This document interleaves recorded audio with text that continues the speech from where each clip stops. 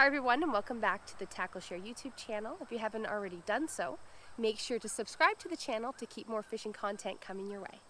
Today's video, we're going to be talking about the basics you need to know when selecting your very first general purpose fishing net. Alright, so now when selecting your net, you're going to want to take three general things into consideration. The first will be the size of the net, so the size of the hoop as well as the size of the handle. You're going to want to take into consideration the material that the netting is made from, and of course the cost. Now the cost will be dependent upon the size of the net as well as the material, and anything that I'm going to mention today is going to range anywhere from under about $20 all the way up to about $80. Now that does seem like quite a big range, but I'm going to explain to you the features and the benefits of the nets within those ranges.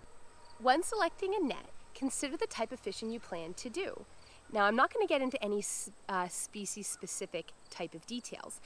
Generally, the larger the fish, the larger the hoop size you're going to need. And the method of fishing you're going to be doing. So are you going to be generally shore fishing or fishing from a boat?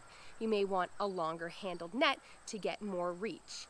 If you're going to be fishing from a canoe or a kayak, or possibly if you're going to be doing a lot of moving around and in and out of vehicles, you may want to consider a shorter handled net to make portability a little bit easier.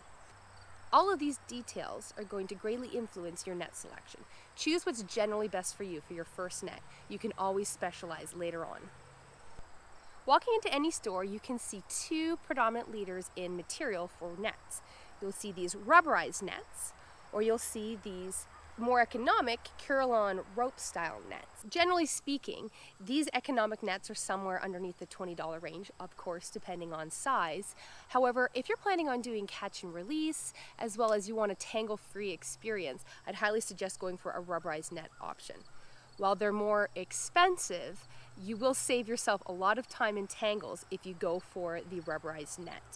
However, if that's not in your budget, of course, by all means, go ahead and purchase one of the more economical nets. Just be prepared for a few bumps down the road and some untangling time spent rather than fishing. Our suggestion for a general purpose net for beginners is a rubberized netting material with a net of a hoop size of about 14 to about 18 inches and a handle of about 18 to 36. Those are just general measurements. It can be either way, but that's just like a general option. Now, in a rubberized setting, that would be a little bit more expensive.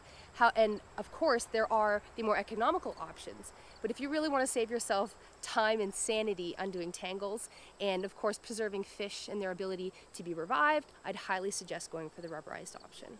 All right, now remember, none of those details were a hard rule. That is just general details to help you select the best net for you. I hope this video helped you determine what you're going to do when you go to the store to purchase your very first net. Make sure to like our video and subscribe to our channel to keep more fishing content coming your way.